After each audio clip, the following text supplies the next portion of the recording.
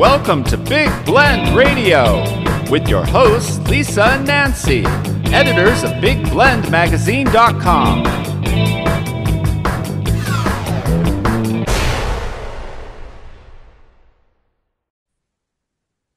Hey everybody, welcome to Big Weekly Blend. This is the Big Blend radio show that we cover pop culture, music, holidays that are happening for the week. And this week we're focusing on Seafarers, Rivers, Ghosts, and one-hit wonders, and a whole bunch more. We are covering the week of September 24th through the 1st of October. So we're at the very end of the month. Woohoo! It is fall. And we have Joey Stuckey back on the show with us. He is on the show with us, co-hosting every fourth weekend. And Joey is an awesome musician based out of Georgia, in Macon, Georgia. In fact, he's the official music ambassador for Macon, Georgia, which is the southern rock capital of the world. I encourage you to go to his website, joeystuckey.com. So welcome back, Joey. How are you? Man, I cannot be better. I am, I've been doing a lot of podcasts, a lot of Zoom meetings. And I have a whole uniform that I wear for these things now because no one can see me unless I let them. So I'm in my Looney Tunes, my Looney Tunes relaxing sweatpants and my oversized I Love London T-shirt. Oh, and I love that. I must say, I look a treat. Sounds good to me. We won't tell you what we're wearing because, you know. No. I mean, it's not polite to ask a lady what you're wearing because that can get you on some sort of list. So I got to be careful. Yeah, we're in trouble. Exactly. But I want to say we are in the beautiful state of North Carolina, and it is beautiful Asheville, North Carolina, and it's gorgeous. Awesome. And our mutual friend Billy is up here in this area. Yeah, too. Asheville has I think I can't remember if I have this number exactly right, but something like 300 music festivals a year. It's some ridiculous number. It's fantastic. Asheville is a city of the arts, and it dates way, way back. I mean, F. Scott Fitzgerald, Zella Fitzgerald. We've got O. Henry, the author, and Tom Wolfe, the author. So a lot of literary stuff going on there. A lot of musicians, a lot of art, a lot of nature, and a whole lot of beer. I mean, and now they've got distilleries, they've got gardens, they've got parks, they've got Smoky Mountains. It's a beautiful city. It's smoking, man. So Joey, Live Day is coming up the 29th of September. Are you excited? September 29th. Very much so. And, it's just so gratifying to be able to assemble, musicians that understand what the day means to me, and then have them make it their own, where they celebrate their own triumphs and their own experiences. And we hope that the audience will come with a look towards being grateful and excited about the positive things in their life. Because it's odd, but we as human beings tend to think about all the bad stuff and let that preoccupy our mind. And I'm not saying that you shouldn't acknowledge those things. Certainly you should. But, I have so much to be grateful for. And of course, the Live Day is about the day I beat the brain tumor that was supposed to take my life. And though it did take my sight and leave me with some other health challenges, I'm alive and so grateful to be. And, despite some of the limitations I have physically, I still pretty much do everything that I want to do. It's not easy, but it's possible. And that's the big takeaway. But, this year we've got so many amazing things. My dear friend, Tom Rule, giving us some jazz piano, another dear friend and client of mine, and just amazing singer-songwriter Pam Bedwell will be there. We've also got a blind hip-hop artist from Atlanta who is coming down, Question ATL. And then, of course, I've got my good friend Nick Malloy, who is wheelchair-bound after a car accident. And he's just now getting back to performing. He's did a lot in the past, but he's just now getting back to performing. So we're so excited to welcome him to the stage. And then, of course, I've got my band, which is I have several different bands that I run. I have a jazz band, which is typically 4 to 5 people. But mostly I have my progressive Americana band, which is very blues-based. And that's a trio because it's just easier to tour, fewer schedules, fewer hotel rooms, and they'll be joining me. Charles Arnold on drums, Mike Rourke on bass, and then my buddy Tom Rule is going to join us for a couple tunes. He's been part of my band for a million years, and then Rob Walker. Pardon me, Robs. I know both of them, but Rob Walker, who's a very famous Southern rock guitar player from the band Stillwater, is going to come join us on a song, and cool. It's a thrill to have him to come out and do it. So anyway, yeah. Why Stillwater? I just listened to something of theirs like yesterday. Yeah, Stillwater. They came up on their biggest hit was called Mind Bender. Was one of their biggest hits, and they're fantastic and guys that I've all known, for a long time, and they were certainly part of the big Southern rock scene back in the 70s here. And, all the big Southern rock bands had some connection with Macon, Georgia. And they, from the Allman Brothers to Stillwater to Sea Level and Marshall Tucker, Loose Change, all these different Molly Hatchet, all these different bands. Molly Hatchet, really? Yeah. They've all been connected here. Leonard Skinner, Otis Redding. So all those very Southern bands, 38 Special was from Florida, but they certainly were part of some of the things going on here as well. I mean, again, you couldn't, if you were in the Southern rock genre, even tangentially, you at least came through Macon for different reasons. But yeah, it's incredible. But all that to say, man, free concert, free, family friendly as well, and you can bring everybody from grandma to the baby and just have a great time hanging out. Yeah, I want to tell people that also this will be up in the show notes. So in the show notes, whether you're listening to this on YouTube or Acast or Spotify or wherever you're listening, even on our website or in the magazine, there's a link to a page on our site, blendradioandtv.com, that has a music playlist. We've now started like book lists now because there's authors born throughout the week. And apparently our friend Eva Eldridge on a podcast back in the end of August said, well, we were talking about all these authors and we're like, well, why aren't we doing a reading list of all these authors out there? So now we started a book club. That's what I want to do. A book club. Yeah. Let's just well, you know what? We will. We have our big blend club that started for more panel discussions, and Joey's on some of those. And a recent one is our artificial intelligence conversation, which, that's what Nancy says I have. Put that in there. But yeah, anyway, so on blendradioandtv.com, I'll have the link to the podcast we did, the Big Weekly Blend podcast with Joey and the musicians he was talking about, some of the musicians he was talking about, focusing on a live day and also the press release. So you can read more about, this special day. So it's very exciting. And that starts off our music thing. So of course, a live day is a big deal for September 29th. And, we've got a playlist with music as well. So, we'll be including some of Joey's music in this one, of course, as always. But, let's start off with, we've got to look at the holidays of, this month and week and all that good stuff. And, September 24th is Bluebird of Happiness Day. I love the bluebirds. I chase them all the time trying to get good photos of them. And they're the one bird that gives me joy. Are they hard to capture? The photos of bluebirds? Are they? If you have if you have bluebird nests everywhere, which I really encourage people doing because they are actually needing homes. And how do you make a nest for a bluebird? What do you have to do? You put a little there's actual little homes. You put little homes up. I shouldn't say nests, little bird houses. Oh, okay. Bluebirds. Yeah, I'm sorry. I'm nesting with the bluebirds. Can you just buy those at like Lowe's, or what do you do? Yeah. You know what? There's bird stores. And are they specific to bluebirds? Do you have to? Okay. Mm-hmm.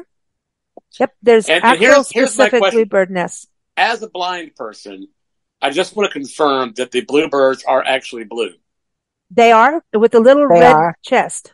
Okay, just making sure. A ruddy chest. So like a robin. They're like a quarter of the size of a robin, but with a robin colored chest and bright blue. But then there's different species. But bluebirds, I think about like bluebirds and music. So there's a lot of bluebird songs. So I should have added that to the list. You should, and you need to do it now because I've got one. Okay, what? The It's Paul bluebird is. McCartney. Oh. I thought that was Paul McCartney. Blackbird. No, that's with the Beatles, but he has a song called Bluebird it's a Paul McCartney tune, and I play it regularly, with my solo acoustic guitar and vocal shows. Oh, well, we're gonna have to do that. It's got Linda McCartney on backing vocals. It's a very beautiful little love song that he wrote. Now the bluebird is different than the blue jay. Yes. The blue jay is loud and raucous, and he's like, wah, wah. And the bluebird sings a sweet song, and it's small. Well, I love to hear bird songs. I love, that's one of my favorite things to do. And the thing is, like, in a couple, about 18 months, I'm actually going to move my home we're not exactly in the country, but we got about almost 3 acres of land, a lot of woods, and our backyard is really busy with little birds and foxes and all kind of little cool critters, and I love hearing them. In fact, where I am now that I do these podcasts, I have an office on the second floor, and it's got a window that looks out over the woods, which of course I can't see, but this is where I drink my morning cup of coffee, do my emails, and there are always so many wonderful little bird songs. In fact, there's one little bird, I don't know what kind, but there's one little bird that lands on my windowsill a lot of the times. It just sort of hangs out. And but anyway, I love bird song. And one of the things that kind of bothers me is I'm going to move downtown because I'm building a new studio, and I'm going to live above the studio. It's a massive facility. It's 9,000 square foot on one floor, and there are 3 floors. So the top floor is going to be all house, and then the bottom 2 floors will be all studio. But the point is, the one thing that kind of makes me sad is that there's not as much bird action down downtown. And I've been thinking about, like, how can we're going to make a little green space. Yeah, we're going to make a little green space and plant some shrubs and stuff. But I definitely want to get some bird houses and stuff for some birds so I can keep hearing those whistles. Yeah, no, and you know what? It's really important, and we do so many shows on this, and we're kind of ridiculous about it, but it's not. So when you have cities, putting green spaces in cities are so important to not have, so we don't have dead zones. Like, where we look at the ocean where we've had oil spills and these dead zones happen.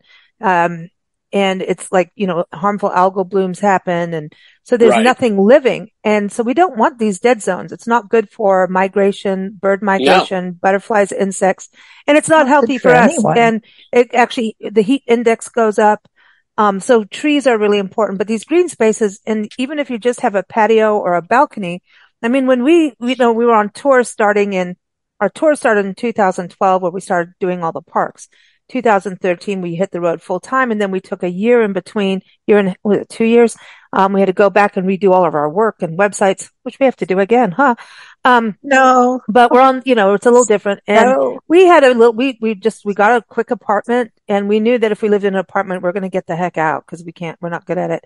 Cause we want to garden and stuff, but we put plants that, sage and things like that, and some hibiscus, and as native as possible. And I swear within a week we had hummingbirds, we had finches, we had orioles that would come, which are amazing. Beautiful. And so we really had this little ecosystem going. And luckily when we left, the lady next door, we just moved the plants over there, and the hummingbirds moved within a day. They're like, my food source went there. Yeah. So and you get to know them. You get to know their sounds. Like everywhere we go, I get a mockingbird. I think it's my spirit animal, the mockingbird. And RuPaul's my spirit animal. RuPaul? Oh, do you know how I love RuPaul, right? I love RuPaul. I did not, but I'm a big fan. Listen, I vote for RuPaul for president, and people give me the look. But, because RuPaul has such so much wisdom and care and kindness. Oh, I mean, it's all about that. All about that. Yeah. So, that's why, I can't see the drag race stuff, but what I love about it, I love that. My wife and I watch it together, and I try to guess based on the judges' critiques who's doing the best, because I can't see it, obviously, make my own judgment. But what's the real reason I watch it is because it's all about community and love and kindness, and I think that's so mission critical for the human race. I think that's amazing. I can't wait for Nancy and I go to Palm Springs in November. Hopefully November, December. We're going to go sometime in the winter. We're going to Palm Springs in we're going. We have to. We do a show every second Saturday with the Palm Springs Preferred Small Hotels, which is about staying in, actually human-owned, non-robotic hotels, non-chain, independent hotels. They have over 80 of these small independent boutique hotels. Neat. And we do these shows, and we've done shows talking about, they have drag brunch on Sundays. Oh my gosh. I want to go to drag brunch, and because even the music and the showmanship, which is something I sometimes feel, unless you're a big star and stuff, I think sometimes we've lost the showmanship of dressing up for the show that I loved in the 60s and 70s, and the dress up and getting the music right. Like, okay, so I want to go through the two of you, a drag song. Joey, if you're going to do drag, what song would you pick to do drag to? What song? Probably. So now this whole focus of the show just already went out the window. I love it. Yeah, I mean, that's how we roll. Yeah. Gosh. Well, I would say I probably would have to, if I'm going to do drag, then I would want something that had lots of attitude. Mm-hmm. And, so I would probably do, sass. I would probably do something like, It's Raining Men, or I've seen that. Something, or I'm Too Sexy. That'd be great. I'm too sexy for my shirt. Right's Head Fred. On the catwalk. Yes. Right's Head Fred. Sexy. Yes. It hurts. That's right. I mean, I would definitely do something like that. Or, I might do a Taylor Swift tune. I might do Shake. Yeah. That'd be a good one to put, because I'm a big Taylor Swift fan these days. I wasn't at first.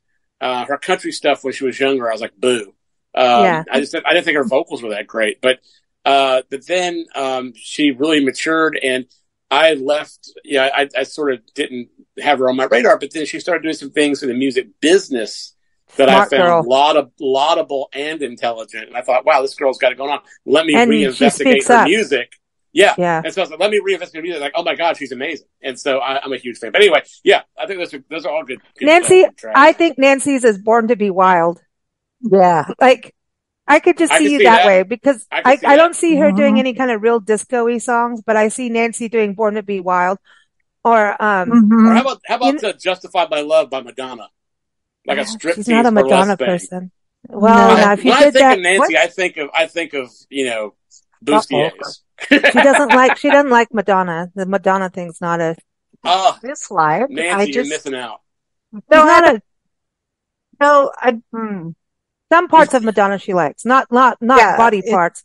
I'm not talking about that. Some songs, it just depends on the song. Yeah, I see Born to Be Wild so whenever we do karaoke, Nancy wants to sing Joy to the World, but that's not very draggish. That doesn't feel... That would not work. That's not sassy. No. She needs Born to Be Wild is more her style. Yeah, what love got to do with it or something. I mean, you could do Tina Turner, Private Dancer. Yeah, Private Dancer. Yeah, there you go. That'd be great. Anything that's, a little outside the box. Yeah, I mean, you could like Jennifer Lopez kind of stuff. Oh, wait, Otis Redding, Shake. There you go. Yeah, that's a great song. Oh, that's a Nancy, because you can shake. Yeah. That's shake your tail feathers. Now, what would your song be, Lisa? What was your? I'm into the Shake now. I was going to do the Right Said Fred, but you know what? I would go with something like that too. I would do Unchain My Heart. Great song. A little slow for drag. No, not with Joe Cocker. Well, I hadn't thought about that one. I sing that. I used to cover that. Okay. Joe Cocker's amazing. I was thinking of, was it Tony Braxton that did that? Who was? No, Ray Charles. No. Started Unchain My Heart. You're thinking Unchain My Heart. No, I'm thinking of Unchain My Heart. Sorry. Baby, I had the wrong song in mind. I'm going Ray Charles style too. Listen, you won't have to convince me. You're in Georgia, man. Hey, not only that, he's a blind man. And we went to his park. We went to his park in Florida. Yeah. I think it's Greenville or Green something in Florida in the Panhandle, northern Florida. We were just outside Georgia too. It's right on the border. And it's this tiny town, and they have a sculpture of him in a little pond and a gazebo, and they were putting Christmas lights up. Mm-hmm. Yeah, we did a pet sit in Tallahassee, and we were driving somewhere, and there he was. I'm like, dude, Nice. Ray Charles, we're pulling over, man. Absolutely. So to me, Ray Charles has got to go down in history as one of the for sure, best. Because it's blues, he soul, understood country, he was roots. Yeah, he understood what music ultimately is supposed to be about, and that's a spiritual connection. Mm-hmm. Yeah,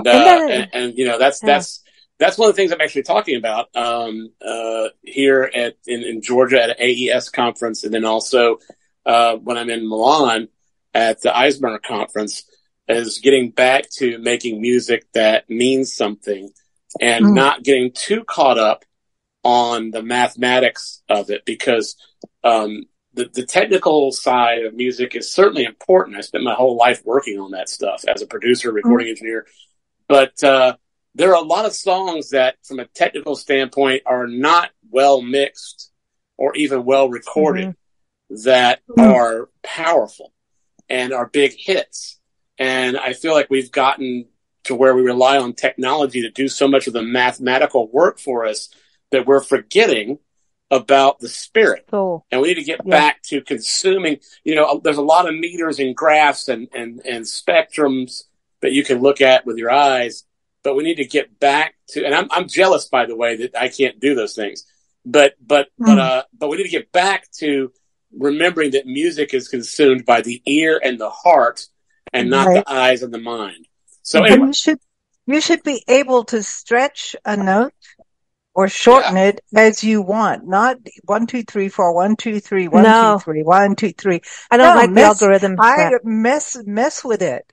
Syncopation is everything. I think you got to make it your own. You have to mess with it till it says exactly what you want. I remember when I was a kid in school, they told me, like, I went to guitar class and singing, and because I kind of found like, I really am a music geek. Like it's everything, right?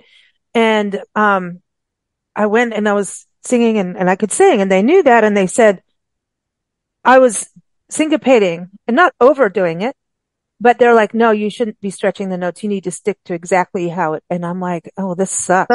It's boring. And that's what they do in music class, where they make you do scales so much that if you don't let the kids play something fun that they're going to really like, they can't quit. grow. And you can't grow. And to me, I already was forming my style. I already knew I was into the blues. I just didn't know that it was the blues. I didn't understand that I was into swing and big band and R&B and blues and soul. I didn't understand that part of it. I didn't understand that I was into roots, and roots was about pain, and roots is about telling the story of the land and the people and how they, struggled and strived and had pride over self and was empowerment. It's not always about struggle and strife. It's about empowerment as well. So roots music to me is like, that is the soul of people. And in Africa, I was really lucky to grow up with those sounds around me, not just from nature, but the people singing. And, somebody gave me hell the other day, just was like, well, you just seem to like everybody that's non-white. And I'm like, I know there's good white musicians. You're white, and I know, there's great musicians that are white, but for some reason my ear just from growing up has this other sound, this other underlying rhythm and it's not jazz. I can't really explain it, but it is not a tangible thing that an algorithm can do. I mean, and if they do it, they're going to multiply it or screw it up. It is about how a heart can slow and I don't know. But when that teacher told me that, she pissed me off big time. Well, it's really tricky. It's really tricky to, the first thing that you have to recognize is that anytime you subscribe to a school of thought, you are somewhat giving up your independence.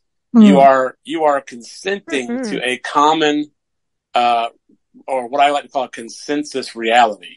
And so if your music school is not diverse, and if your music school does not embrace all different forms of music and expose you to those, it can really be a problem. And I do believe that we should teach the classical pedagogy, the nuts and bolts of the techniques that you need, your scales and your all that stuff's important. But at the end of the day, you know, it's those things are meant to be a tool and not the rule, right? Exactly. So that's the difference. That's the difference. They're there to aid you, but they're not there to restrict you. And that's where a lot of schools, that's where a lot of schools really miss the boat. And you're totally right. I mean, it's a real trick. Like one of the things that I struggle with as a teacher and that I work really hard on is making sure that I captivate the imagination, the interest, the fun of the students, while at the same time trying to cram as much information as I can into a 14-week class, so that when they leave the class, they're not going to be expert engineers. That's not going to happen in 14 weeks. But I'm preparing them for the rest of their life, the journey they're going to take in learning and absorbing and growing for the rest of their life. That's the way I see it. So, you know, but you're right, man. A lot of schools just don't get it. I mean, you know, and there is, you know, and we'll all find that thing that speaks to us, you know, and that's really, and I think roots music is very emotive and very easy to access from an emotional standpoint.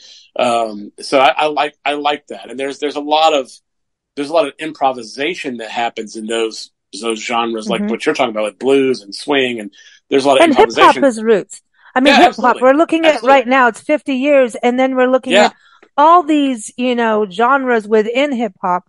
And it really comes from the neighborhoods and from what's going on. I mean, if you haven't listened to Kendrick Lamar, I mean, his stuff is absolutely amazing. And same thing, you know, Robert Glasper, who's a jazz piano player, has done a lot of stuff with hip hop and done some very interesting things. And he's, you know, he's a very technically proficient musician, but he tends to go with the first take of whatever he plays, even if it's not technically perfect, because it tends to have the most, you know, the most spiritual content, for lack of a better word. Speaking of music and spiritual content, one of the things that I was excited about on this episode of the podcast is one-hit wonders. I know, but wait, before we get there, I just want to go back to one thing. No. Okay, going back to the recording. Yes.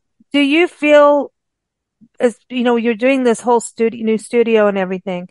Yeah. So I have to go back to this because now I'm more inclined I'll do a live recording. I'll listen to a live show or a podcast recording or an album before I will a studio produced one. If it's because of I'm seeing producers put out stuff that you don't know the difference, which I think is really great. If you can capture the sound of a band that has that heart and soul, and that, I don't know if they have to all be in the same room. I don't know what it is. Like some producers are able to do that live feel, that warmth and that energy. Whereas like if I know that in Zoom and everything during the pandemic, people were stitching and doing all this technical stuff, and some of it came out really well. Yeah. Some of it, okay, I could, you know, and you can't tell. But I would go for the live recording because there is this energy. But like the first recording we did, like I really didn't know what I was doing when I recorded.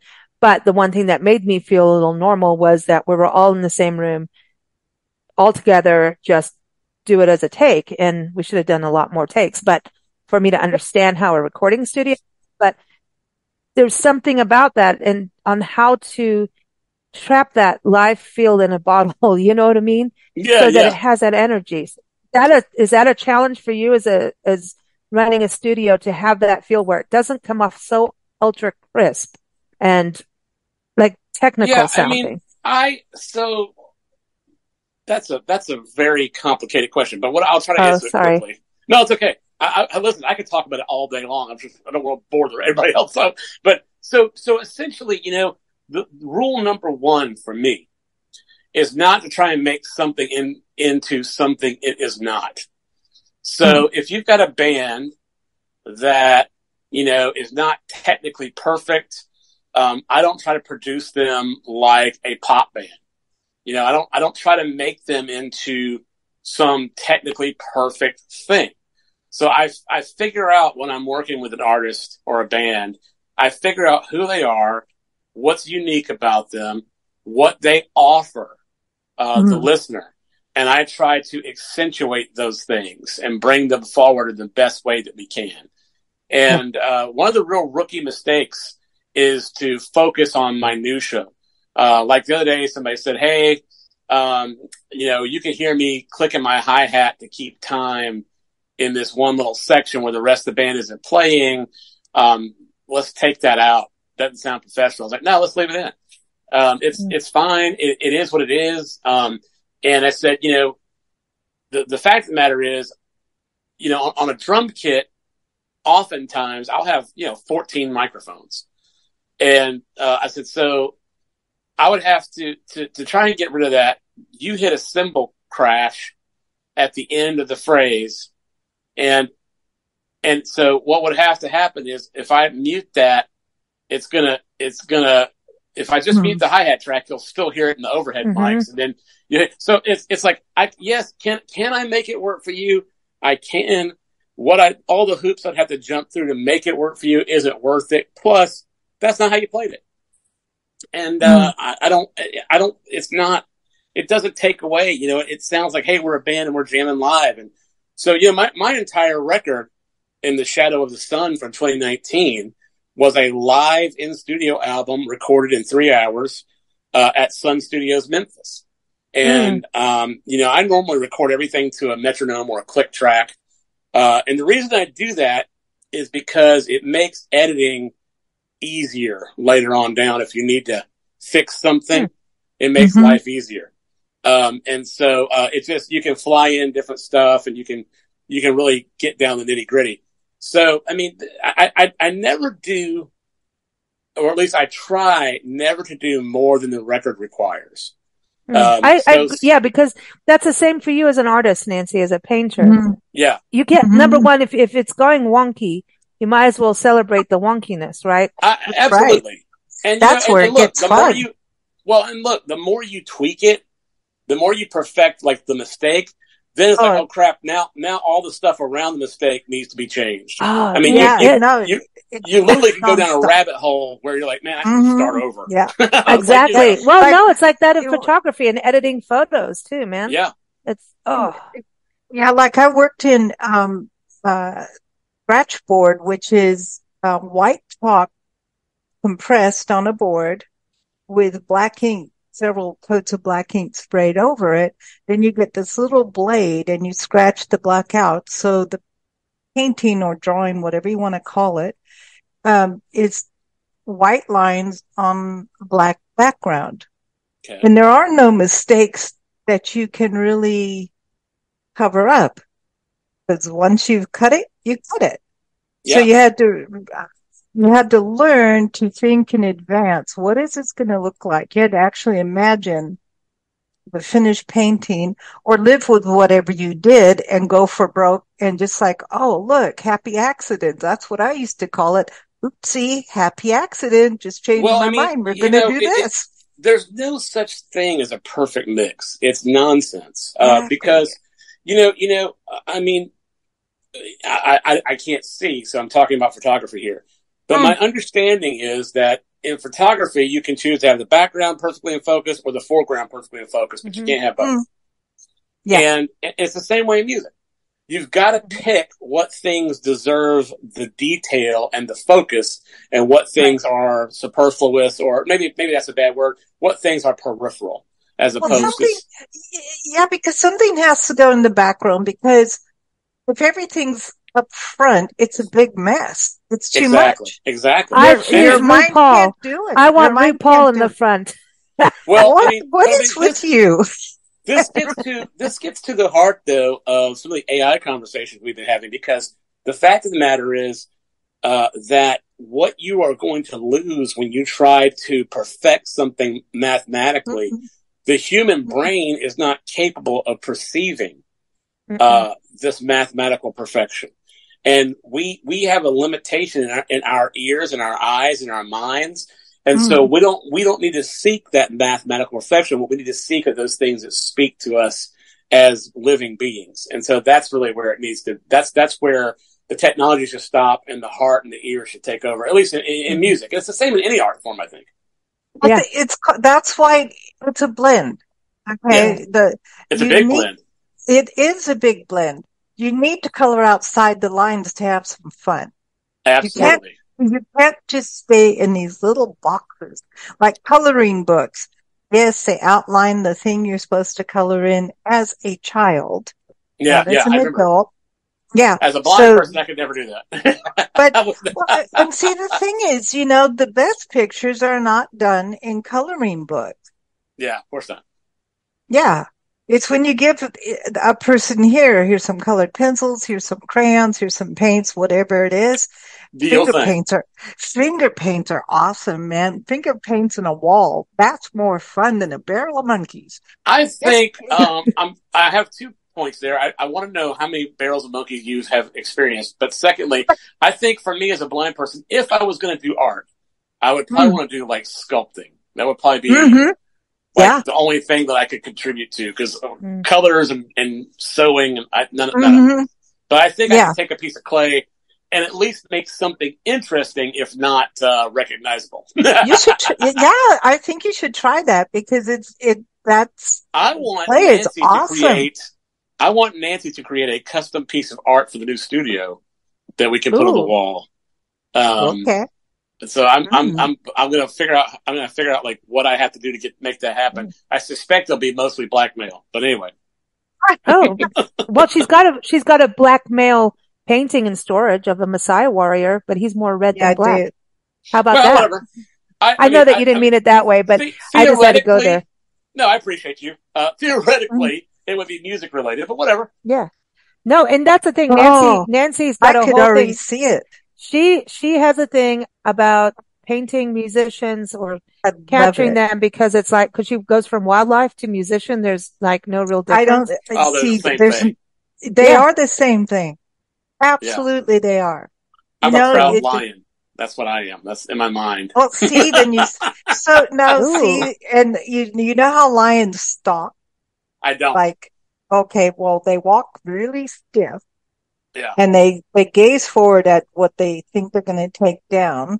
Yeah. And they'll walk so many feet, and they're staring. They don't blink. They're staring. They're watching every move. And then sometimes they just decide, it's too far away. I'm not going to do it, or I'm not that hungry anyway. I'm too tired. Yeah. Yeah. And then they just plop down and go to sleep, like within seconds. And you're like, what just happened? Didn't have my coffee. It's like, I don't want to do this. By the way, I'm just going to say The Lion Sleeps Tonight is a one-hit wonder by the Tokens. It is. I'm the one that sent you that, as a matter of fact. I know. Yeah. But listen. No. Okay. I'm going to go back to I want to go back to the Bluebirds. Because I know Miranda Lambert has it out. There's all kind of Bluebirds, and there's Bluebird Cafe in Nashville. Absolutely. There's, Bluebird and country music go hand in hand. But the Bluebird, it is a symbol of happiness, and one of my most favorite Bluebird songs. In fact, one of like my top 100 songs is Bluebird by Ryan Bingham. And he did this, and talking about live, he did this Austin City Limits live. I love that place. Festival. Yeah. It was a festival. I think it wasn't the TV one, but it was like a festival that they did. And he was out there, and he just talk about a wild animal. Look, people are like, was he on drugs or what was going on? But his soul, it was like he bared everything. And it is, but he was really good at slide, which is my favorite thing on guitars. You do slide, and I'm putty. And he just rocked it hard. Like, it was so good. So Bluebird by Ryan Bingham, and folks know him from Crazy Heart, the movie with Jeff Bridges. It's kind of got him famous. I was listening to him a long time ago because we lived in the Southwest, and I found him out of just like I was just listening to different music, found and started playing his music. And then he was on Yellowstone recently and stuff, and got a new EP out, and he was on our show about, I don't know, a few years ago, about 2012, that was awesome. 2013. He was on our show, and really cool guy. Nice. He comes from Hobbs, New Mexico, was a rodeo rider, toured the country just, playing with his guitar, and went to France, lost all his money. As he got off the plane, he didn't know the money and handed what he had to somebody, the cab driver or something, and realized he was totally broke. Oh my And God. Disney hired him to do lassoing and rodeo stuff. And Neat. yeah, it's crazy. He's got some crazy stories. But anyway, Bluebird, everyone's got to Very check that out, interesting. Ryan Bingham. But the September 24th is also National Horchata Day, if people like that. Now, what is that? Horchata is chocolate. a drink that you get in Mexico. It's well, that's hot. where I was introduced to it. Isn't It's it like Hispanic. it's a It's little hot delicious. chocolate with a little It's a rice drink with almonds, nuts, sugar, cinnamon. But Sounds it's a pretty good. Mexican drink. It's a rice drink. It's a rice, Okay. like chocolatey kind of not, but it's yeah. good. Sounds- It's sounds good. refreshing. It's also National Mofongo Day. And, mofongo is the national dish of Puerto Rico.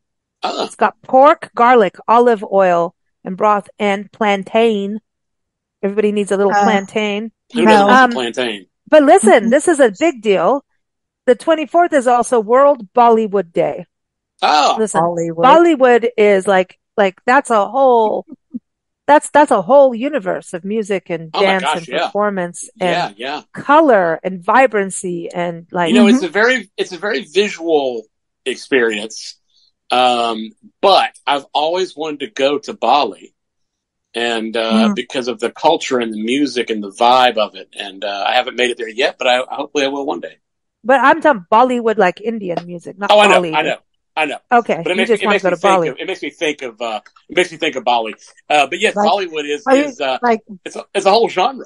I mean, it's a Like- whole thing. are And you visual, talking about Bali High? No, Bali High is different. High. Bollywood is India. Bali is in the islands. It's Yeah, also that's what I mean. Yeah. World Day of the Deaf, and we've done numerous deaf musician interviews. And so I want people to understand that musicians that are deaf do make music, and it's about vibrancy and sound waves, and it's fascinating. We've done All quite a about few shows vibration. way back. Yeah, it is. It's all about the good vibes. But it is also World Rivers Day. And that's I important love it. because our Clean Water Act is back in place. Thank you to the Yay. administration of today. And all the people vying for hey, we want this Clean Water, Clean Air Act. And that's a very important thing for our country. I don't care what political belief system you're in.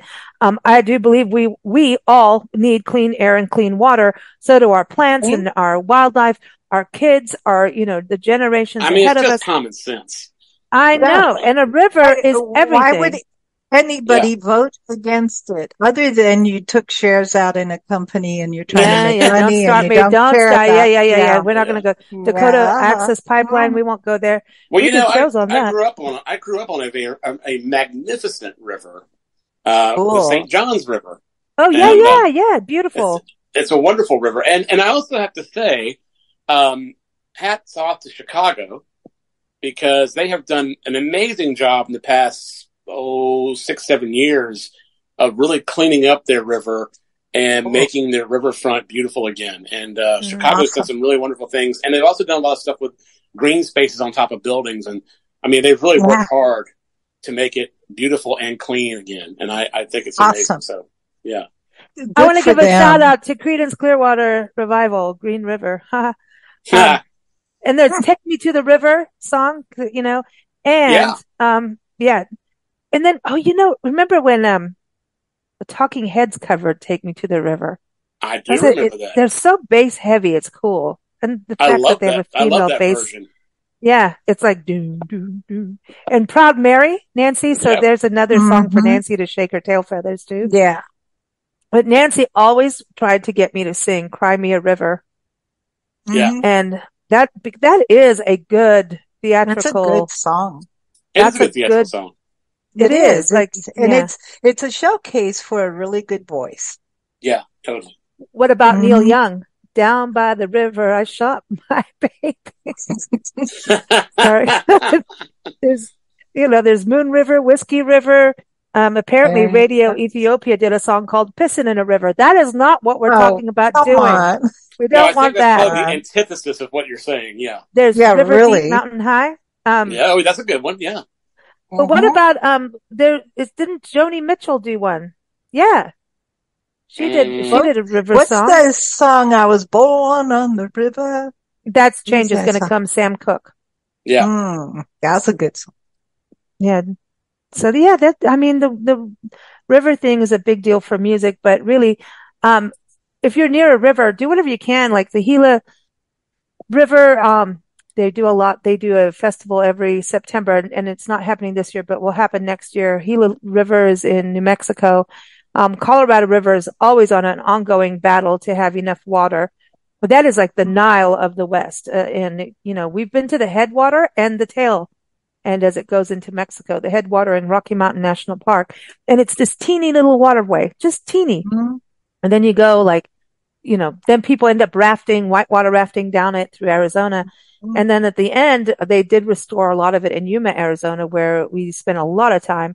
And you can see where their restoration happens. You can hear it by the birds. It's like going through a wall of this is the toxin. As soon as you go into the restoration area, all the birds, the beavers came back, all of it. I mean, it's amazing. It took absolutely amazing. 52 agencies. 49 agencies. 49 to 52, river. Whatever. Yeah. To get together and everybody argue and then finally agree on how to clean it up. And then they did it. I was like, and wow. They took a landfill and made a playground on top of it. One of the top playgrounds in the country. They, did beaches. They've done, hummingbird and butterfly gardens. You name it. Ponds with fish. Awesome. It is so clean. Became this family area. It is. Yuma Crossing National Heritage area is a place to check out. And this is where people crossed. Back in the day, it was a lower, like you could get across the river there. So when anybody, like even bandits, they have the Yuma Territorial Prison right there, overlooking the river. And, that's historic because it had all the gunslingers and all kinds of shenanigans in that prison. Mm-hmm. And, they still get calls to this day for people in prison, but there's like a real, it's not an operating prison. It's a state park now, but rivers are a big deal. It was a pretty bad prison. We've been Mississippi River, the Red River. Red River is fascinating. It had a log jam and created new things. And the Red River didn't. Tom Petty did a Red River song, and he's not. I don't remember that, but that's if you say it, I believe it. Yeah, he did an album or a song. Yeah, there's a lot of river songs, so that's an entire playlist on its own. So we're moving forward. We always get, way late, and that's okay. All right. So September 26th. Did I miss a day? I did. National Daughters Day is important. September 25th. Yes. A National Lobster Day. We're getting towards those seafarers. Do you eat lobster? I do. Joey? Yeah. Do you like it? I do. Okay. The best,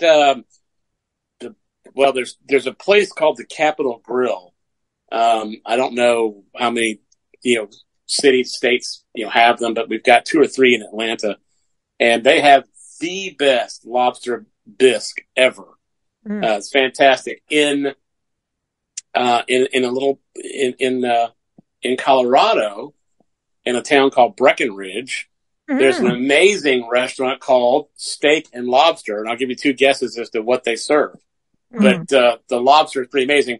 I also had some amazing lobster at a place called Ye Old Oyster House in Boston, Massachusetts.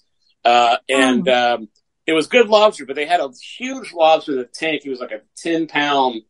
Was he a 20-pound? Anyway, he was so huge lobster that was longer than my forearm that they kind of kept as a pet.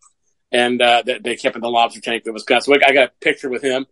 And then, the best lobster I ever had, though, was in Vegas.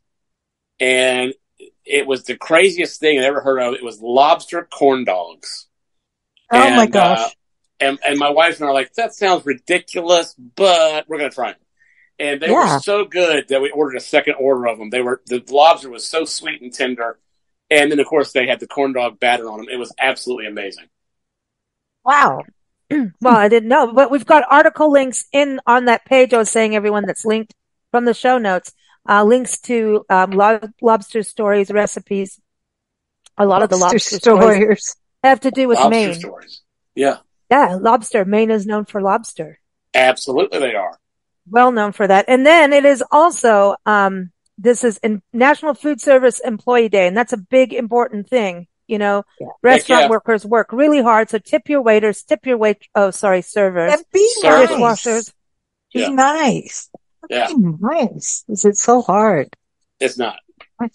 Yeah. It's more fun. It Absolutely. is also. It takes more energy to be negative and difficult than it does to be happy and pleasant. Yeah. And then you get like wrinkles and stuff. You want happy, fun and the results are not good. No. So why? National Cooking Day. So it's a day to get in the kitchen and cook something for yourself, try a new recipe. We've got all kinds of cookbooks, and that's going to be a big page of links of things to help you get started on. Just do something new and different and have your friends, your family together. And there's nothing like breaking bread together, having a conversation, put the damn phone down and have a good time. Absolutely. Absolutely. And play some music in the background, right? Romantic dinner with a little, shaft in the background. Little lobster. Isaac Hayes. In the background. Oh my God. Well, if you want your kids to understand chemistry, show them how to cook. I'm sorry. I was listening to Isaac Hayes singing Walk On By this morning. No. If you're gonna do it, it needs to be Marvin Gaye. If you're gonna. Marvin Gaye. Dude, can you believe his dad killed him? And shot him and killed him? I still can't get past this story. It's ridiculous. That's not well, they didn't have dinner together, obviously, but it's a sad, sad story about Marvin Gaye. It's like Sam Cooke is a crazy story too. It's like, God, people gotta be nicer, and cooking together, having those family conversations, I think are important, and with friends and loved ones, date nights, all of that are crucial, to put the phone down and actually reconnect. But this is the big deal. I know Joey is very excited about, National Comic Book Day. Oh, nice. That's a big deal too. Well, this I've is never a been big able to day. read them, but I've always wanted to, so. Yeah. Do they put them in Braille? They No. can't really, can they? Yeah, No. That's kind of odd. No. Yeah. That would just go boom, baff, bing, Yeah, it would be pretty bad. Mad Magazine and Braille. Yeah. Alfred E. Newman. The best way to do it, and I've actually mentioned this to some people, but the best way to do a comic book, if you wanted to, was to make it into a radio drama. That would be the way to do it. I think so. Yeah. I know a comics journalist who might be into it. Andy Warner. Yeah. No. He's fantastic. He's fantastic. I'll have to ask him about that. Okay. So the big one-hit wonder day, Joey's favorite here. Yes. So, we do have to add Rock Lobster to the music playlist just for Nancy. Nancy loves the B-52s. And aren't they from Georgia too? Yeah, I've actually performed with them. Yeah, they're from Atlanta and Athens. Wow, and they have a sad story too, man. God. I'm not trying to be in sad I got a stories, chance to perform with them and share the stage with them, and I have to tell you, they had 2 cowbells that were different pitches. Oh my God, more cowbells! And one of them had a sticker on it that said Love Shack, and the other one had a sticker on it that said Rock Lobster. And I must tell you, and I hate to tell Nancy this, I really do. I despise Rock Lobster as a piece of music, as a song. It makes me cringe, and I wanted to steal the Rock Lobster cowbell as a souvenir of my time with them, but also to say boo to Rock Lobster. But my drummer would not help me get across the stage to take it, so I didn't get it. You need to get it and send it to Will Ferrell. Because he's the best. Yeah. Christopher Walken would have done it for you. I mean, Love Shack's amazing. So I'm speaking of RuPaul. RuPaul was in that video. So. Oh, wow. We circled back around. Wow. This is such a good show. You know how many Yeah. people are going to get mad that we're talking about drag, and so many people are going to be happy we talk about drag. It's like, it's crazy. For those that get mad, God bless you and have a good day. Yeah, really. That's a well said. Oh, how do you do that in the South where you say, bless your heart. Isn't worth it. Bless your heart, you're so special. Bless your heart, you're so special.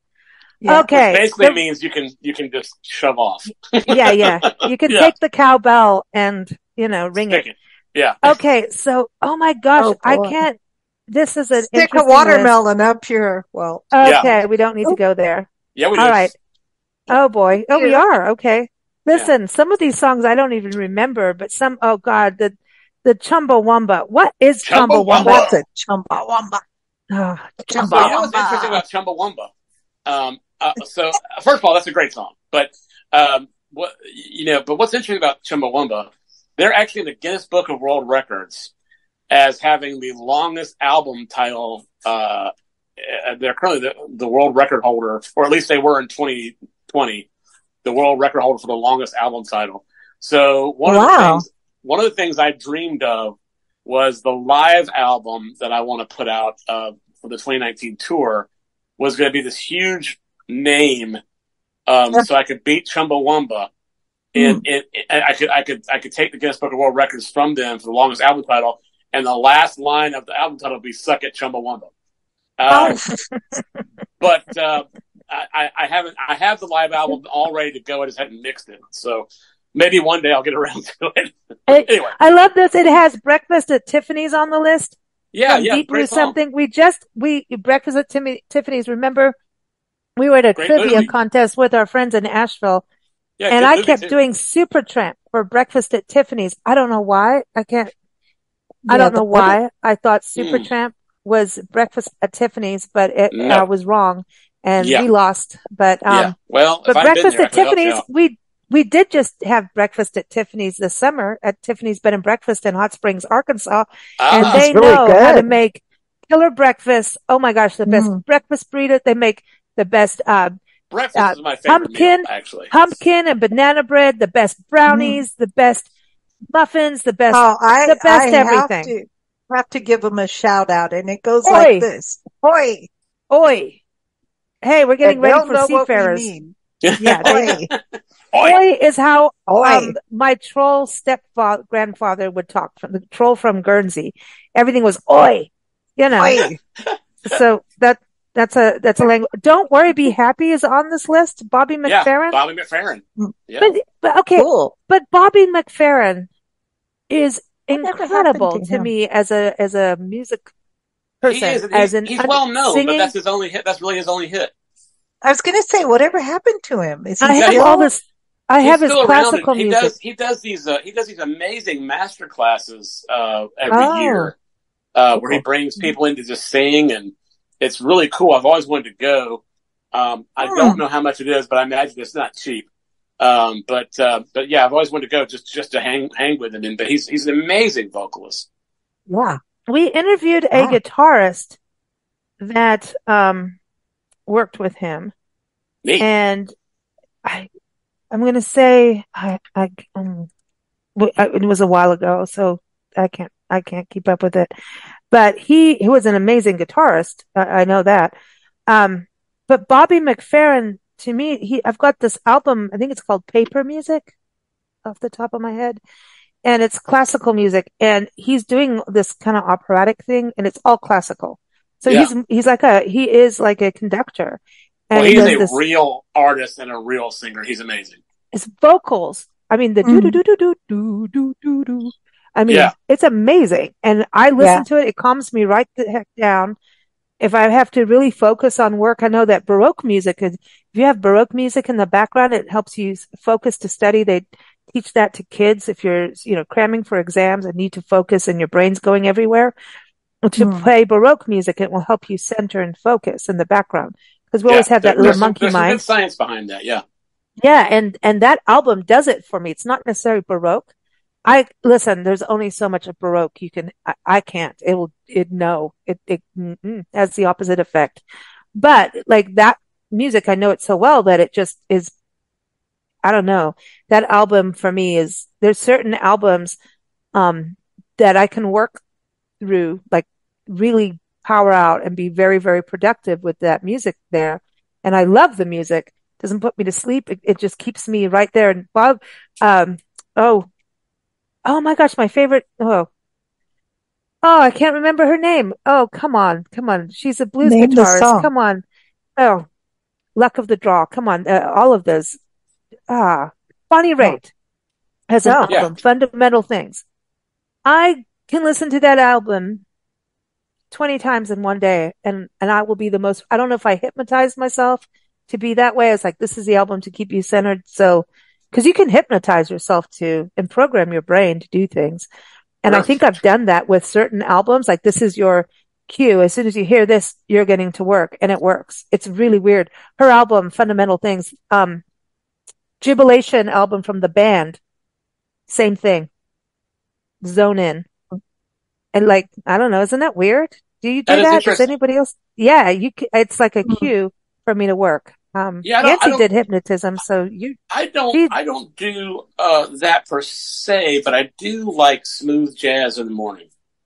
I feel like, but basically, this is really counterintuitive, but for me to get up and get feeling happy and to feel really good, I have three sort of things that I play to get my day going. I either start with smooth jazz, if I'm feeling like, very like I don't feel like I don't want to be like real rowdy, but I just need something that's got a good beat to it and has good melody. Ease you in.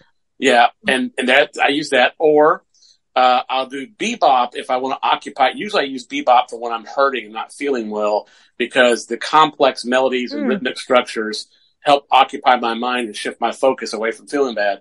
And then once I get lost in the analyzation of the music and the interpretation, then I'm able to control. I'm still maybe not feeling well, but I'm on top of it as opposed to underneath it. And then my other one is if I need to really rock and roll and have a bunch of energy and really just then I crank up the rock tunes or the heavy metal tunes and blast that in my shower. So yeah, I do use that, thing, but I'm honestly 90% of the day I'm hyper focused anyway. I'm very, very task goal oriented and, really crank out the work, and don't really get distracted much or anything. Although I have just started getting back to a practice that I used to do a lot when I was younger.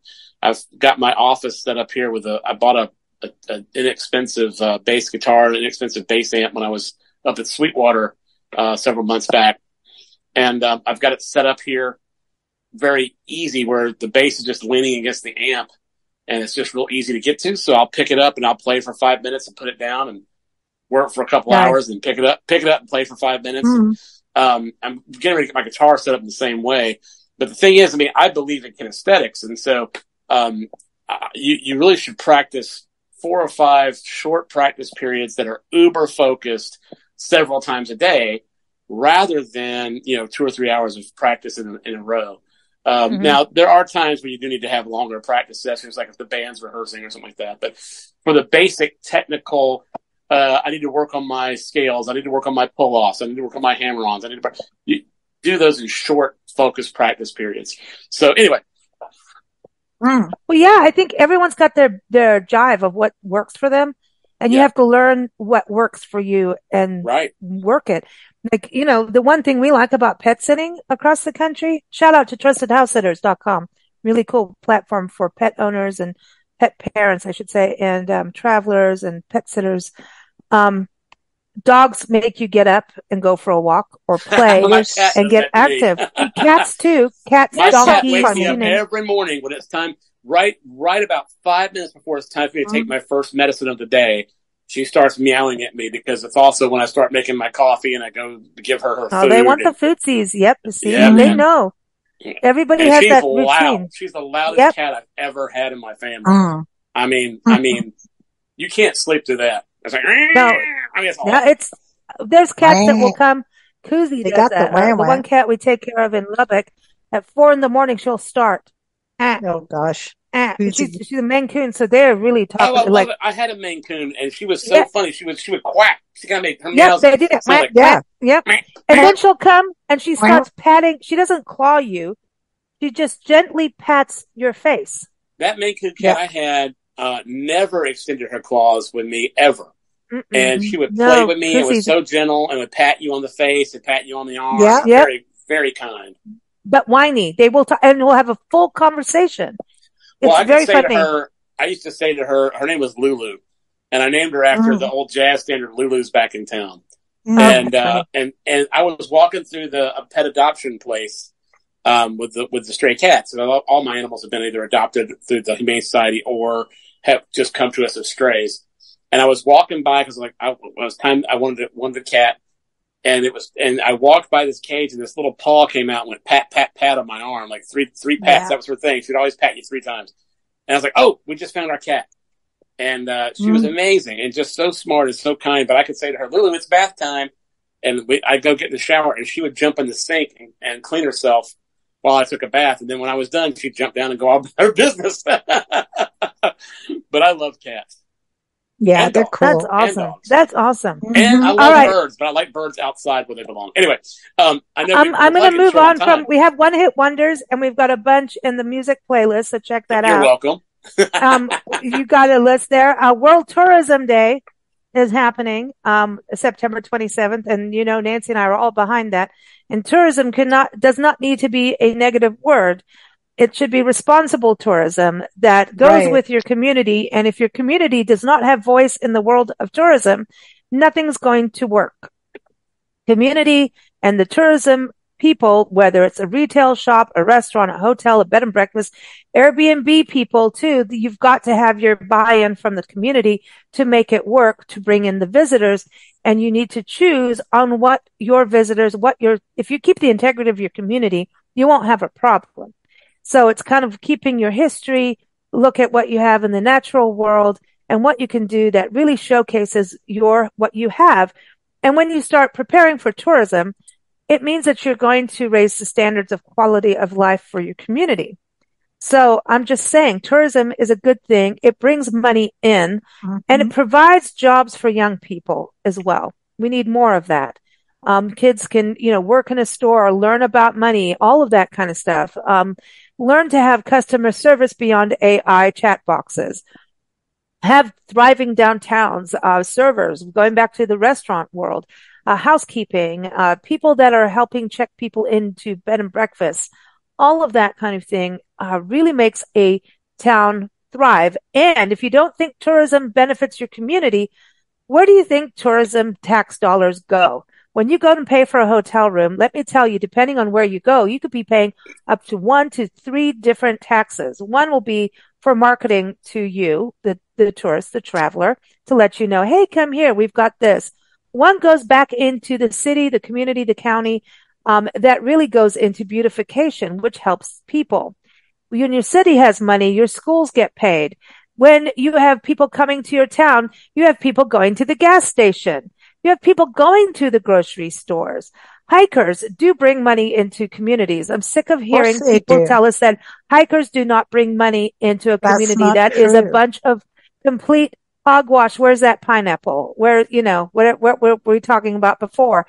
They do. Hikers spend a lot of money on camping gear. They spend a lot of money on the right boots. And they also buy a lot of food because they're hungry when they've done the Appalachian Trail. So I'm just saying tourism helps your community. And if you're a traveler, you experience things beyond your comfort zone. So there is no price on that. Educational.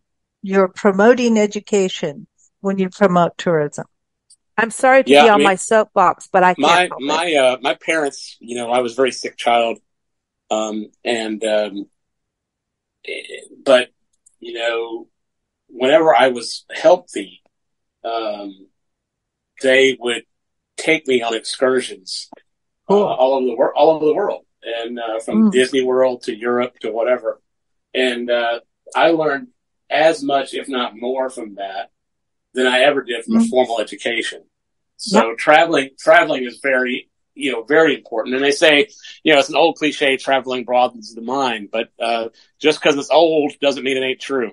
Right. It broadens the heart, true, right, Nancy? Yeah. Doesn't it? Well, it brings understanding if you let yourself understanding. In other words, there's a thing. Don't make everybody have to be what you are or what you think.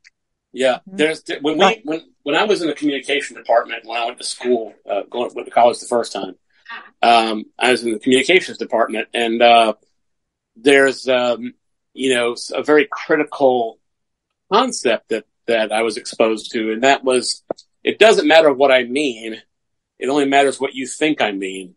Yeah. And our perceptions are filtered through our experiences. And another more technical way to say that is it's called frames of acceptance. So you have a certain experience. So you filter all the information that comes in through those experiences, which means that it's imperative to get as many different experiences as you can so that you can really process life and information and situations in a very meaningful, truthful way. And there's actually a word for that called casuistic stretching, which is when you go and you stretch your frames of acceptance. You stretch your kazoo. Sorry. I was going to say your kazoostics. Yeah, that's right. So casuistic stretching. So but it really is. It's about broadening your horizons, stretching your frames of acceptance so that you're not so narrowly focused. So you're not so narrowly processing information with very limited, ideas. Right. And after all that, you get to have a chocolate milk because September 27th is National Chocolate Milk Day. I've never been a fan of chocolate milk. No, I'm not a milk fan at all. I don't mind milk. I don't mind it, but I like ice cream. Yeah. Yeah. Ice Nancy, cream you don't drink milk either. We've never been, did you ever drink milk growing up? Like yak milk. Yak milk. Yeah.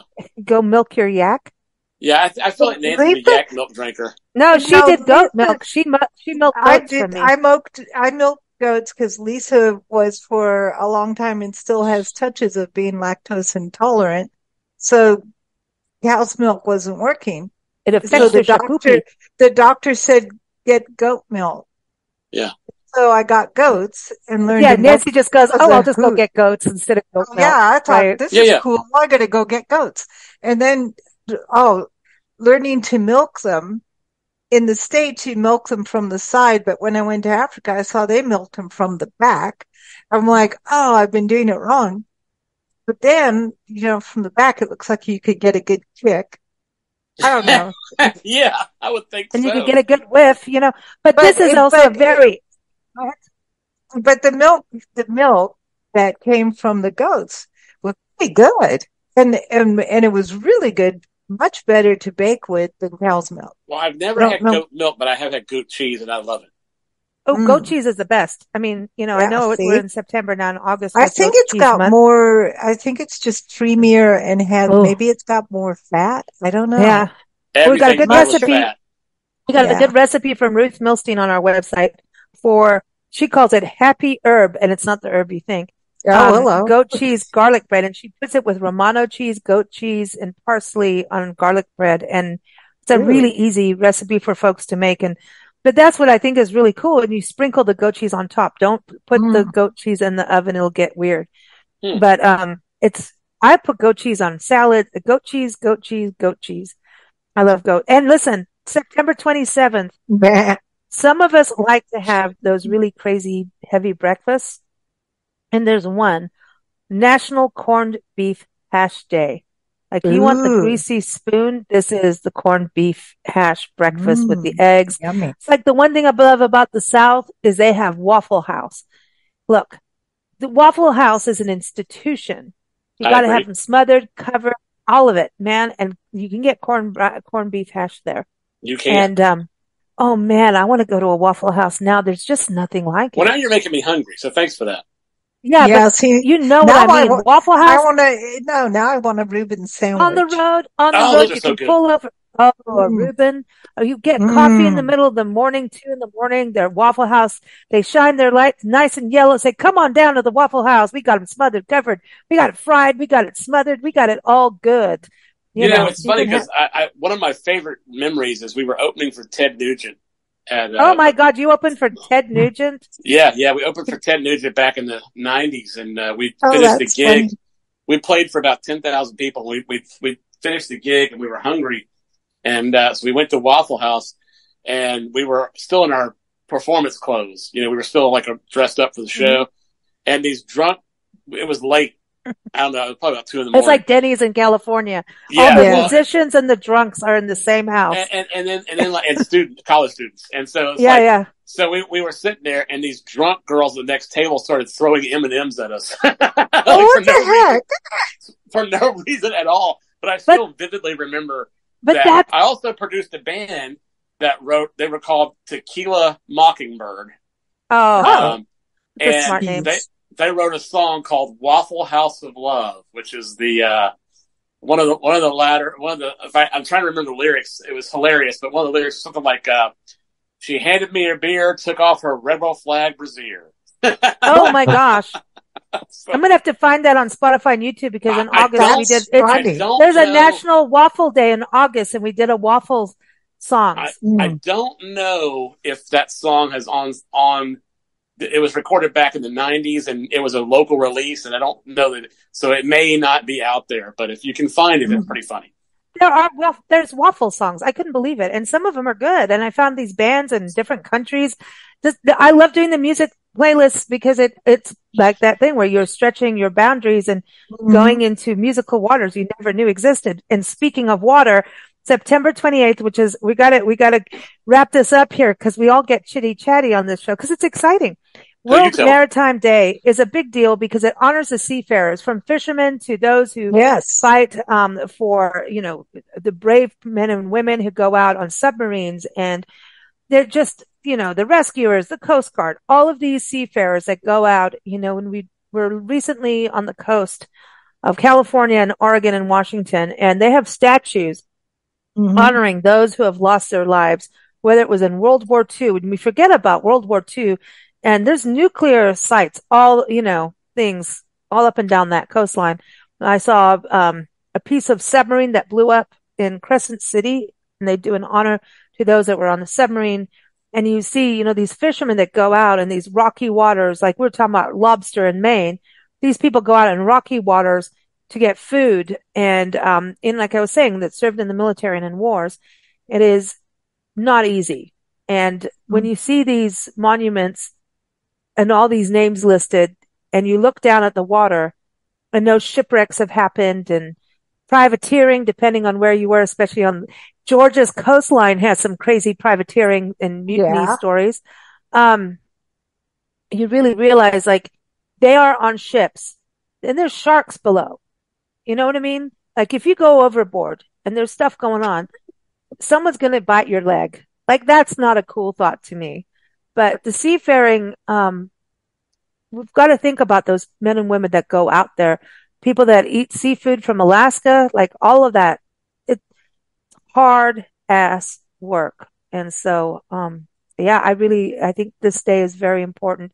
There's maritime museums all along coastlines around the world, and to go to them and understand, warfare, just like you think about the beach of Normandy. I'm going a little stretching it out here, but it's true. Maritime is about that. And it's about our livelihood and people's, life saving people. When you go out, hey, I'm going to swim, even though they tell you there's riptide. Oh, I'm fine. I can swim through the riptide. No, you can't. And the lifeguard someone has to come save you. Yeah. Lifeguard goes, oh boy, here we go. Yeah, here we go. Here's another one. I think it's a big deal. And Joey and Nancy, Nancy's been saved. You and your brother were one of those little bratskis that went out where you shouldn't be and had to be raised by saved by the Coast Guard. That was kind of fun, actually. I see. Anyway, so Joey, you've got a song on there that you produced, right? Yeah. So I sent you several songs about the ocean. So Christopher Cross, the king of yacht rock, I think, who has the song "Sailing." And then Sticks Come Sail Away. Sticks Come Sail Away, yeah. And so there's so, but one of the ones that I thought was really cool and had such a talks about all of that, maritime, is a song from a guy I produced, back in 2015, I think. It's somewhere in that range, 2015, 2016. Maybe even 2014, I can't remember, but his name is Christopher Bartlett, and the name of his album is Dogs in the Water, and the title track is fantastic, and it's about the seafaring life, and it's just a wonderful song. He's a great singer, a great guitar player, and we made a decision because at the time he was making a living on cruise ships, and so 9 months out of the year he was on a cruise ship, so he had no expenses on the cruise ship. He was just making money and saving it. He didn't have a house, didn't have a car. He lived with his dad. and was doing that for, I think he did it for about 5-6 years. Wow. But we made a decision that, the record we wanted to make was not going to be very fancy, because this circles us back around to making a live, impactful record. The record was him and the acoustic guitar. I mean, that's what he was doing, and that's what people knew him for. So we made a decision not to fancy it up with a bunch of overdubs or extra instruments, so that when people bought the record when he was on the cruise ship or looked him up on social media or whatever, that they would get the experience they were expecting from his live performance. So I basically used 1, 2, 3, 4 microphones, and it was just him and the guitar. And we recorded it until we got it right. We didn't do any fixes or anything. So I had a vocal mic, 2 mics of the guitar, and then one on the body, one on the neck, and then one in the room, picking up the room tone. So about 85% of what you hear is all just that room, with just a little enhancement here and there, but not much of anything. It's grit. Wonderful. Yeah. And your voice you guys have similar voices. You sound alike. Yeah, he's a great singer, and he's not a power singer. Like I do a lot of stuff with hitting high notes and stuff like that, but he's just got this beautiful, expressive voice. Yeah, and that whole record is really great. There's another song called Billy Joe Bass. Is it Billy Joe Bass? Yeah, I think that's right. Billy Joe something. I think it's Billy Joe Bass. But it's a great song about a 7-year-old that wants to fight another 7-year-old because he stole his girlfriend. It's just, the songs are so good that it's worth listening to. But yeah, I love the Seafaring tunes. There's several there for you to consume. I love it. I love it. And speaking of consuming or consumption, that doesn't sound good. September 29th, we're going to have to put Bob Dylan in this list of one more cup of coffee before I go to the bottom of. I love that song. One more cup of coffee. Because it's National Coffee Day. And I should have told Joey this in advance because I know he loves his coffee. One of my interns recently pointed out that I apparently have an addiction problem. And so coffee is my drug of choice. And there's actually an excellent book written by Michael Pollan, or I'm not sure how you say it. It's not Palin, but it's Michael Pollan. And he's a great journalist, about how coffee and tea actually work, and how they actually don't give you energy, but they bind receptors that tell you that you're tired. So first of all, I like the taste of coffee. I can't smell, but I like the taste of it. And secondly, it's nice and warm and sort of a comforting drink. Great way to start your day. Great way to refresh yourself if you're working real hard and you're feeling a little tired. But I don't make adrenaline. I don't have adrenal function. My endocrine system is gone from the brain tumor, and so over the years of having to work kind of screwed up hours, coffee has become my adrenaline substitute, even though it doesn't technically work that way. I love it. It's fun. Right Nancy now, is the coffee queen on this tour. I love me some Starbucks. It's also National Starbucks Day, just so you know. I didn't know. Well, I also love Dunkin' Donut coffee. Dunkin' Donut coffee is good. I despise McDonald's coffee. It's terrible. But my favorite Nancy coffee won't drink it. Yeah, I will if I have to. But my favorite coffee is currently Lavazza. So that's what I'm drinking now.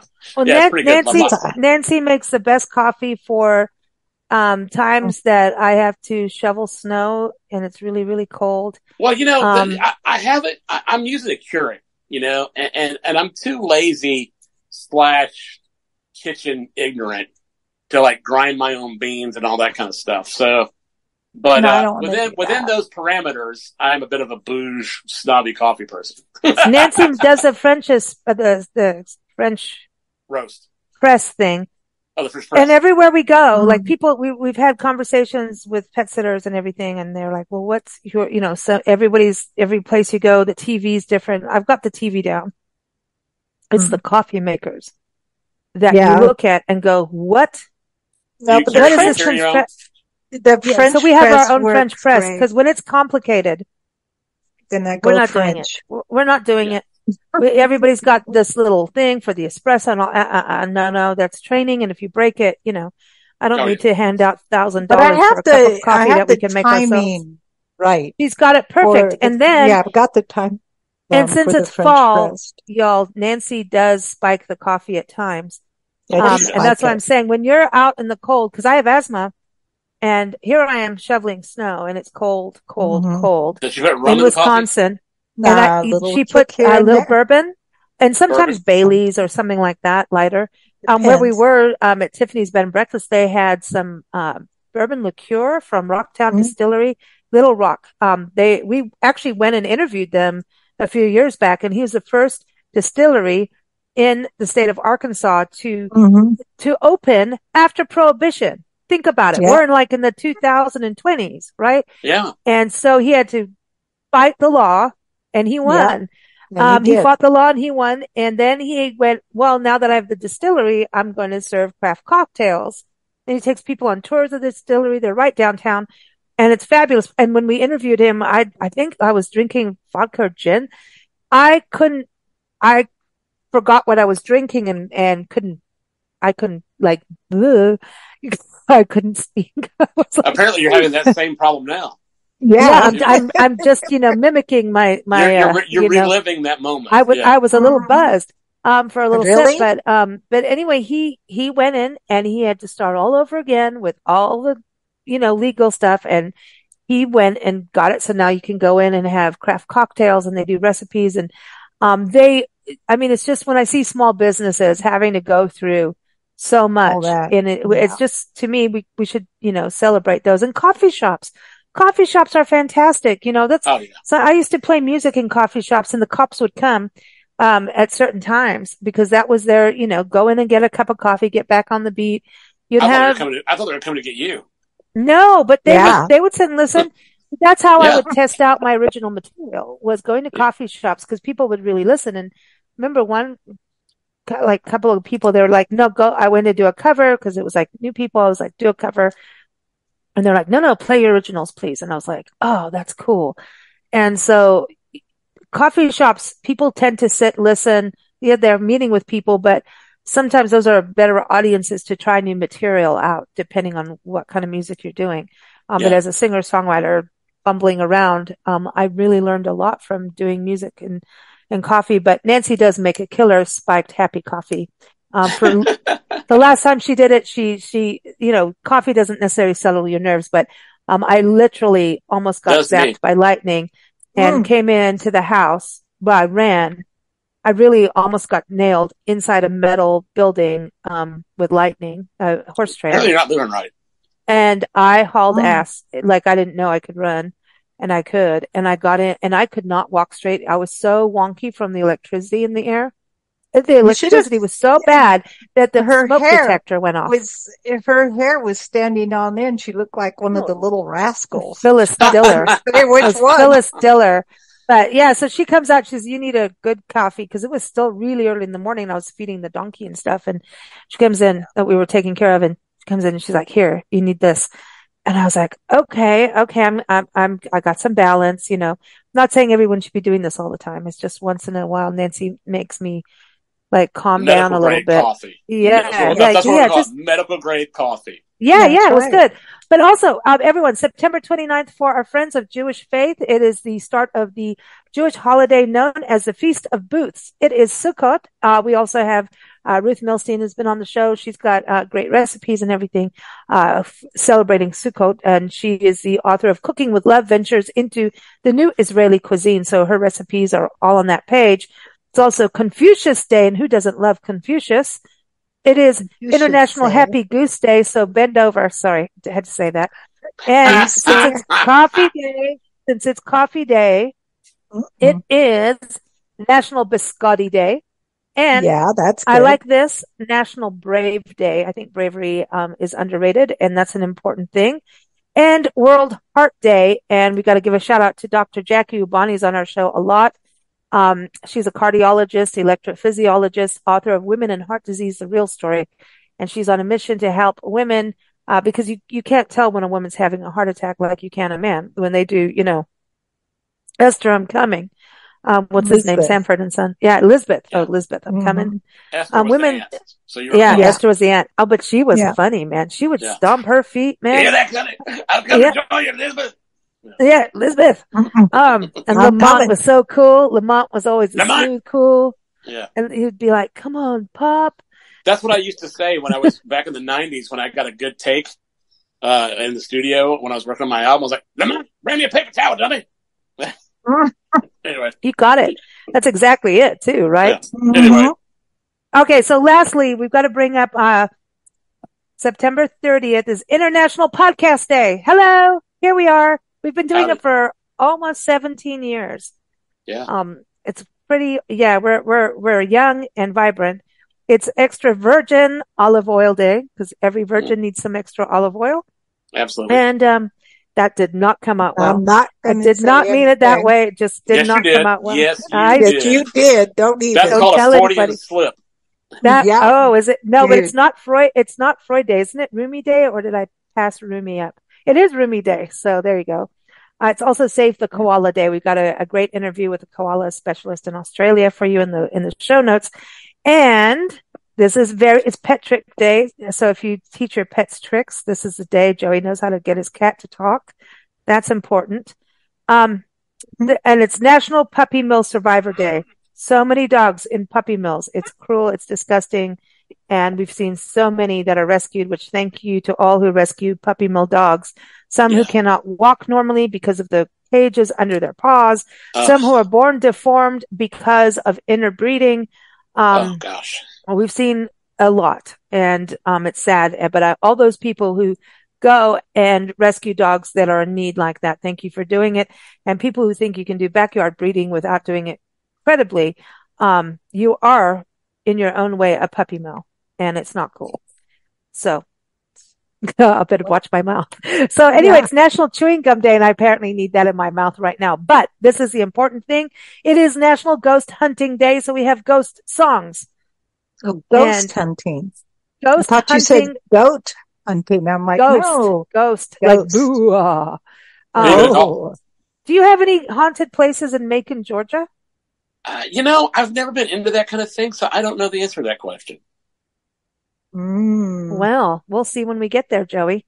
Yeah. You might have to go check out your studio space before you move in.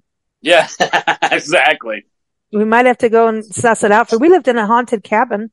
Yeah, we did. And the lady who lived there before, she's a Native American, and she put coyote skins on the outside of her front door. Their full heads. That was kind of, whoa, to scare off the evil spirits. But I will say this, in the middle of the night, things would topple over in the cupboards. And I would go out into the kitchen to see what is going on, and everything would be laying on its side, and there's nobody there. Or upside down. And then, or upside down. And then I go back to my bedroom, and my bed would always be moved exactly 45 degrees out at the foot of the bed, out from the wall. Weird. Always. Weird. And I was like, when we moved in, Nancy wasn't there. I couldn't get up because something was sitting on me. And I couldn't sit up. So there is the ghost experience. Yeah, we've had a few, and I've photographed some too. Yeah, so I just don't really know quite what to make of it. We don't know, but it because my intelligent brain says nah, but the other side of me goes yep, but yep.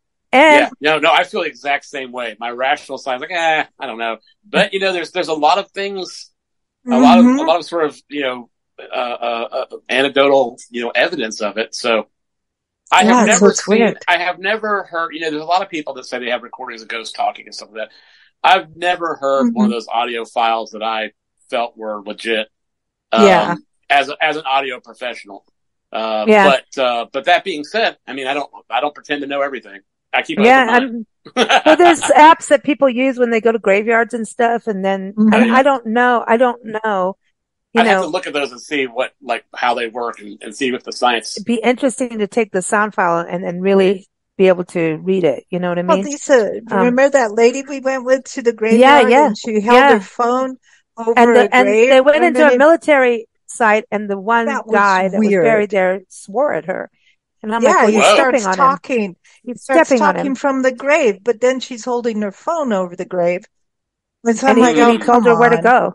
He told Yeah, her where he to go. told her straight And what to of do course, with Nancy and I are herself. giggling hysterically, but she does Well, it's ghost tours and funny. she's good at it. She's good at what she does. And we've been on a few ghost tours. In But fact, we were in still, see, Tombstone, my Arizona. mind just goes, okay, good prank. Yeah. No, I don't know. Yeah. I Was don't know because it's these entertaining, apps. but I don't believe it. These apps are interesting, but I also feel like, you can feel vibes. I've got photos of, people with shadows, like a person shadow behind them that there's no person. And it's Remember that impossible one for in it the to be the person. kitchen? In City Hotel in Columbia up in, California it's That the was most weird. well-preserved gold rush town in California. And it's a state Interesting. park. And and this stuff's all been on TV and stuff with the hauntings. And I mean, we've got Tombstone, Arizona. We were there on October 31st for Halloween and they had a ghost tour and, one of my favorite movies. And it is good. And it's the town Too Tough to Die. And we were there evacuated from a wildfire in California. And, we had thought our house had died and the town was all dressed up for Halloween. And Big Nose Kate's Saloon, there was a bartender in his late 60s, 70s, dressed as Frankenfurter from the Rocky Horror Picture Show. I directed we that went musical. Cool. I love the Rocky Horror Picture. I think that's some of the best soundtracks ever. Oh, me too. I know. And my wife and I, that was our courtship during that play. So we know all the songs. Well, hello. That's some wild stuff. Nancy's the last magazine Nancy published in South Africa. The front cover was the Rocky Horror Picture Show, which we had all these actors come in from Sydney, Australia. A really good play, not the movie thing where people throw stuff. This was like a full blown Broadway production. It was banned forever. And it was banned. And so they unbanned it. And we saw all of our friends like in town, like professionals, bankers, you name it, clients go there dressed up in the Rocky Horror. And we're like, no way, dude. Are you kidding? But she put that in the front cover. She's like, well, if we have to leave the country because things were getting a little crazy, that's a whole other story. I'm putting them on the front cover. And that was the last cover. That was the last front cover was the Rocky Horror Picture Show. It was a good cover. Fantastic cover. But, so cool. But yeah, anyway, he found us a place to live because we thought our place had burned down and it was next to Boot Hill Cemetery. But on that ghost tour and stuff, I do have some crazy photos. I have orbs.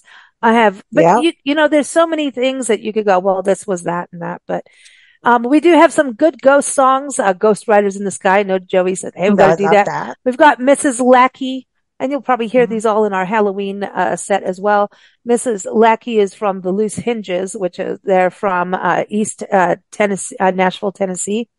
They were on our show many years ago, and we always play Mrs. Lackey. It's about a ghost in one of those old. Everybody has one of those in older neighborhoods that there was a witch living in that house, and then she turns into being a ghost, and that's who Mrs. Lackey is. And then we've got to play the Ghost of Tom Joad.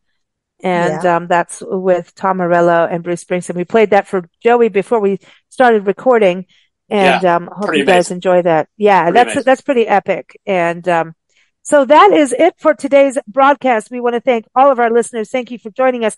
And if it is your birthday this week, we wish you a very happy birthday. Hope you enjoy your next spin around the sun and that, don't look into the sun directly. The eclipse is coming. So don't do that. And just enjoy your birthday. Blow those candles out. Eat that cake. That is your day to eat your cake or whatever you want to eat. It's, some people don't want birthday cake, so don't have it. Do whatever you want. It's chocolate milk day, right? Yeah, pecan pie. Ooh. So thank you all, everyone. Keep up with Joey at joeystuckey.com. He is here every fourth Sunday having a good old gab fest with us and talking music and all kinds of good stuff. And don't forget, Joey's Alive Day is happening September 29th. The link for that is in the show notes, as is the music playlist. We'll have a book list, all of that good stuff, list of all, you just go to the one page link that has everything in the, the show notes. That goes to our site that has a list of all the birthdays, for the month. The week, and it has a list of recipes that go with all the holidays. It lists all the holidays, all of that good stuff. And it will link to Joey's Alive Day information. So thanks so much, Joey. It's always fun having you on the show. Always my privilege, my friends. All right. Thank you. And everyone, don't behave. Take care.